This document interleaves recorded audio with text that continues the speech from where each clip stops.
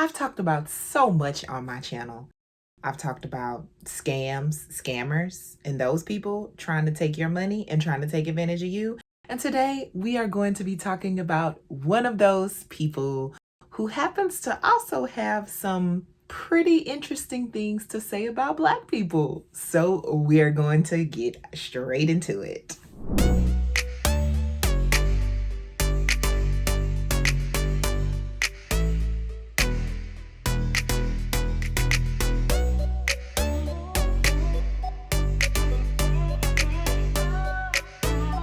Hi guys, welcome to my channel if you are new, and welcome back if you've been around here a while. I am Kendra, this is 𝐿𝐿𝐫𝐞𝐬𝐬 Creates. This is where I share my weight loss journey with you. Hopefully I can help you out along the way if you're on a weight loss journey.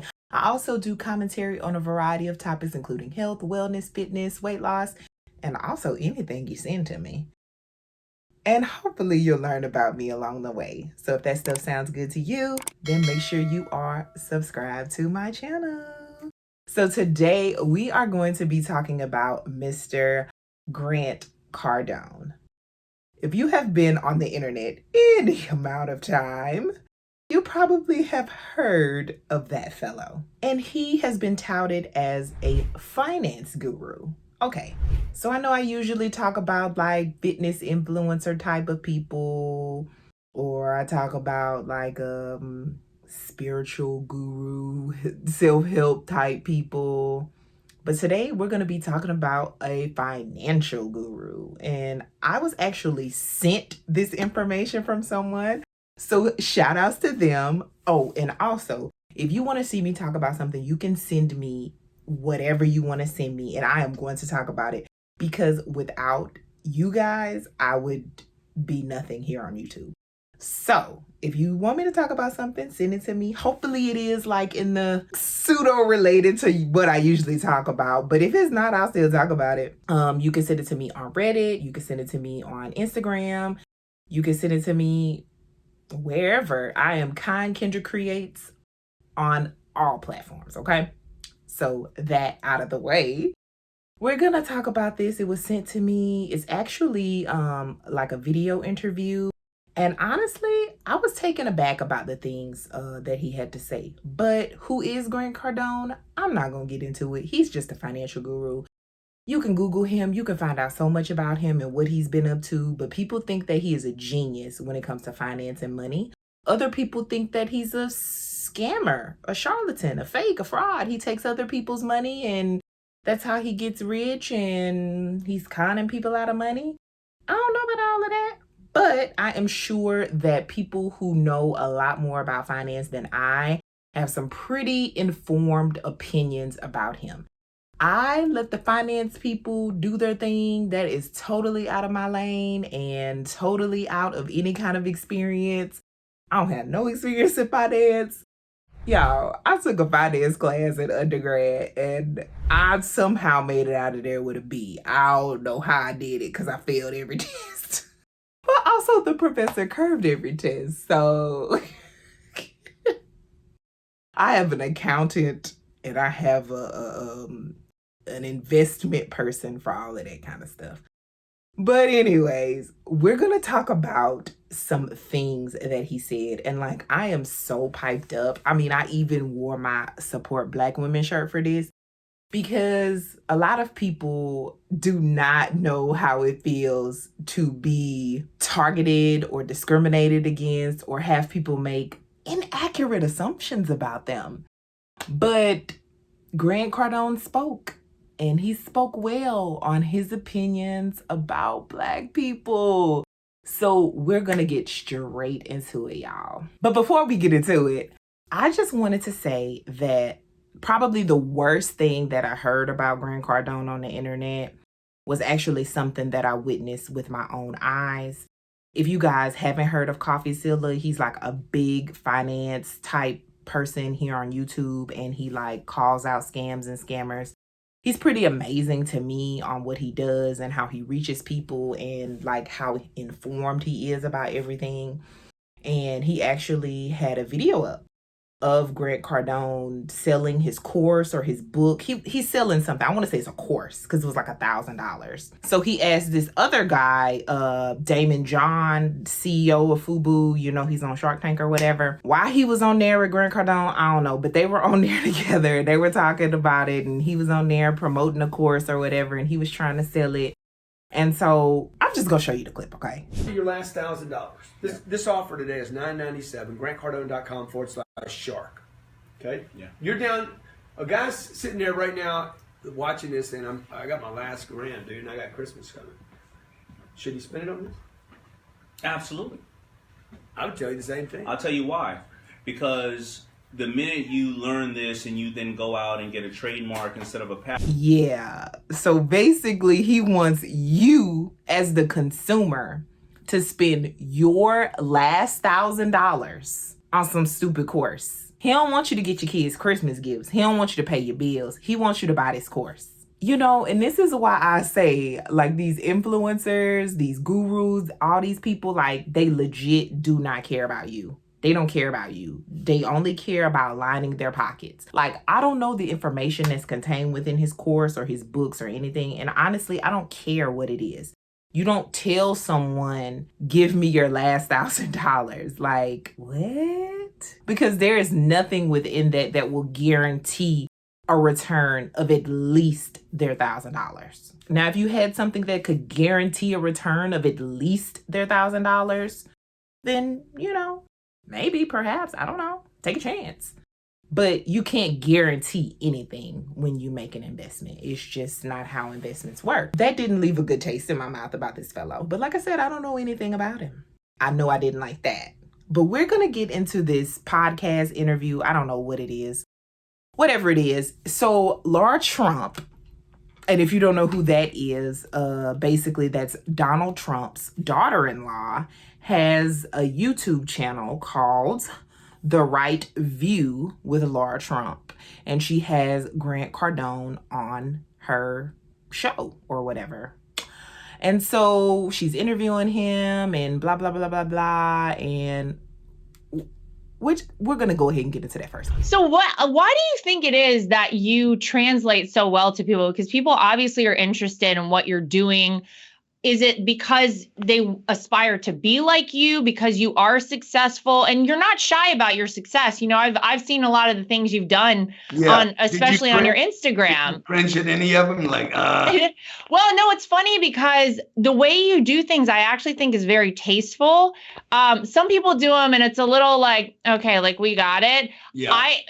But I think seeing how you did it, you know, it's very tastefully done, but I do think, is it because you're an inspiration to people and people want to be like you? Why do you think you've had all of the follows on all these social media platforms?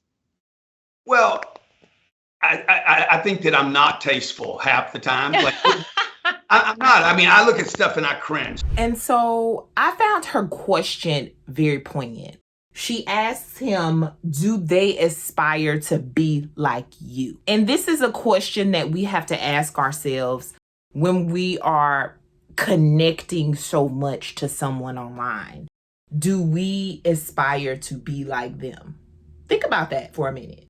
Are you taking advice from someone, you know, on the internet, if you're on a fitness or wellness journey or whatever, because they have the body that you want? That can be very deceiving, because just because they have a nice body, that does not mean that they know what they're talking about. And that we've seen that over and over and over again.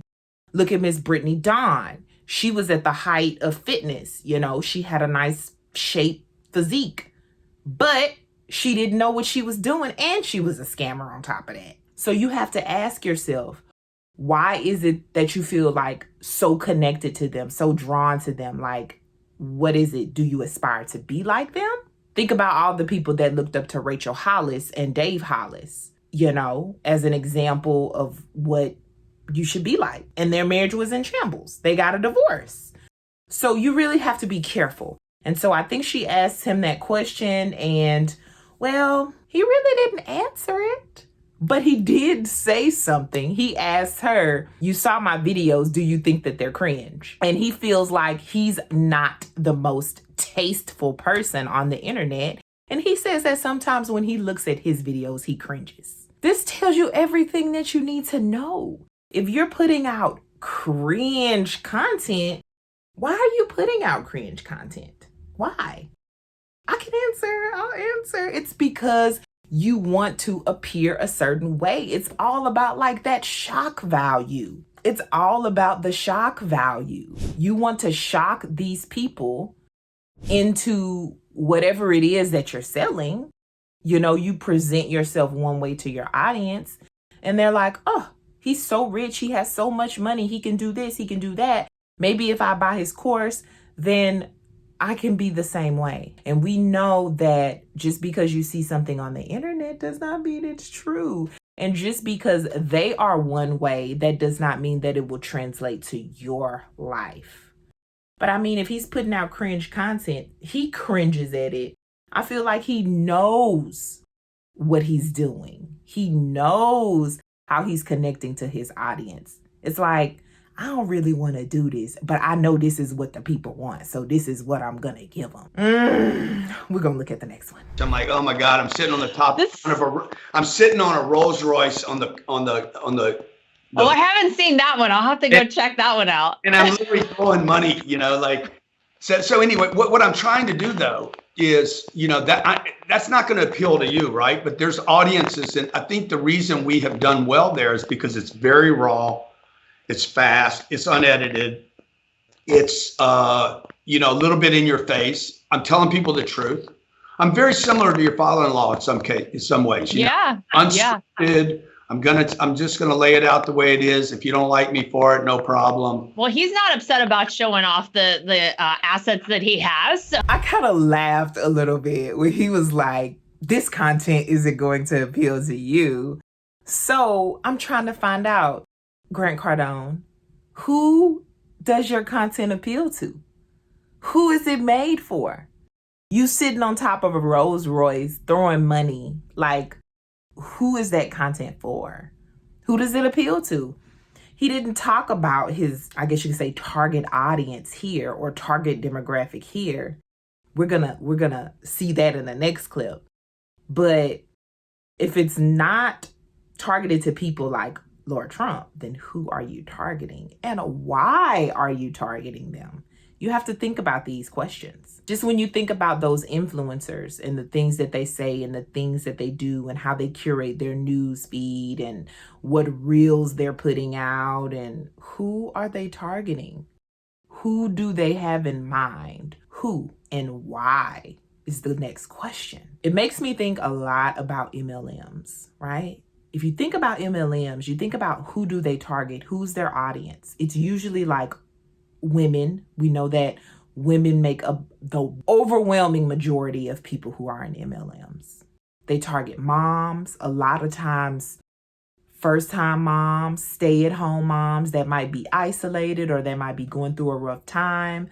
They target military spouses, people that are also maybe slightly isolated who are looking maybe for a friend group or something. They target these people because they know that they can easily manipulate them into doing something. And I'm not saying that these type of people are easily manipulated, but you can be talked into a lot of things when you're sad, lonely, depressed, stressed, and especially desperate. And when you don't have no money, you're desperate, okay? And so I think that that is kind of how Grant, how he succeeds in what he's doing. He has this target demographic in mind. He knows that they can be easily manipulated. He knows that they're probably desperate. So he'll appeal to them with this type of content.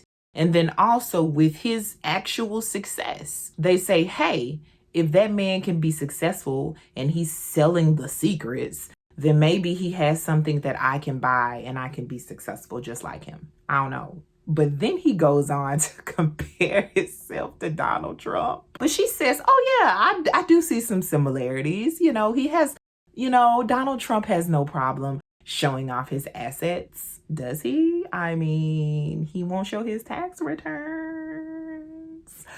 I digress, but we'll move on. About half my audience is Black under the age of 40.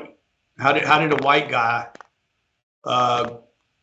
attract an audience. Like if I'm out in public and I see a 55-year-old white man or a 25-year-old black kid, the black kid knows who I am.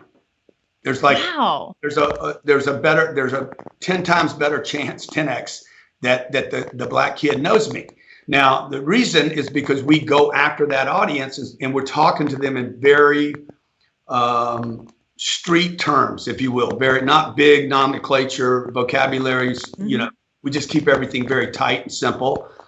And at the same time, we've had, you know, raised $1 billion in the last 3 years over the internet from accredited investors. So we're hitting both bands. Oh, Grant. Oh my God. I'm laughing because I mean, I don't, when I have no other way to express my emotion, I often laugh. And like this is just pathetic. It's just pathetic. That's all I can really say. So I do want to talk about a couple of points. The first being his audience, right? He says that his audience, about half of them are Black under the age of 40. I don't know how he, tracks this information, but he says this is who his audience is made up of. And so it makes me wonder, like,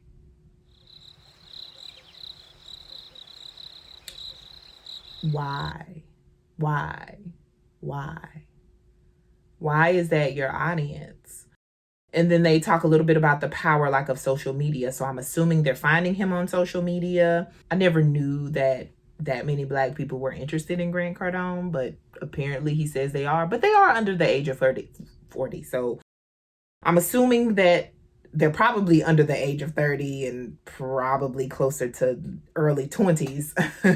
Then they talk about social media, and he says that most likely these younger Black guys would be able to recognize him versus someone older or white or whatever. I guess it would be because of social media, but then also because of how he's doing his content, I think. Because I don't think someone who is like established, right, they're going to be on the internet looking for finance advice. They're just going to hire someone who knows a lot more about that type of stuff. Personally, that's how I feel. But then he goes on to say the most disparaging of all comments. The most disparaging of all comments. He says that he uses street terms with these people. Street terms. What are street terms? I don't know. I'm pretty sure that I've used these street terms before. I don't know. But then he goes on to talk about the language that he uses. We keep it tight and simple. Are you just assuming that these people don't have an extended vocabulary? Or I'm just glad I didn't watch this video in the month of Black History, because I feel like I would have been even more pissed off. I just feel like to say this is your target audience, your demographic that likes you so much, this is how you refer to them, and this is how you talk about them. You don't talk about educating them. You don't talk about how they've grown in knowledge or how you've increased that finance savvy. What you're doing is you're taking money from people who may not be well versed in an area, which is already hard to navigate. Finances are so hard to navigate. And this is coming from someone who is educated, who does probably speak street terms.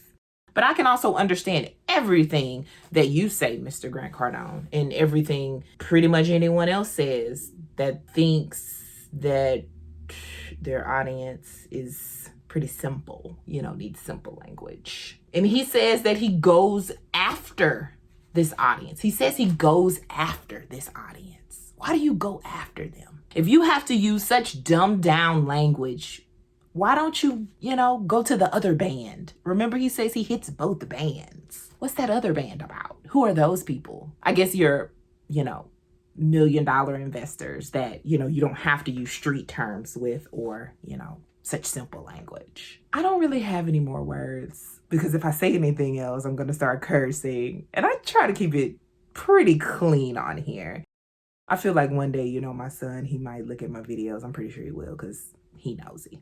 But what do you guys think? What do you guys think about these fake gurus, these finance people, these influencers on the internet? I want to hear what you guys have to say.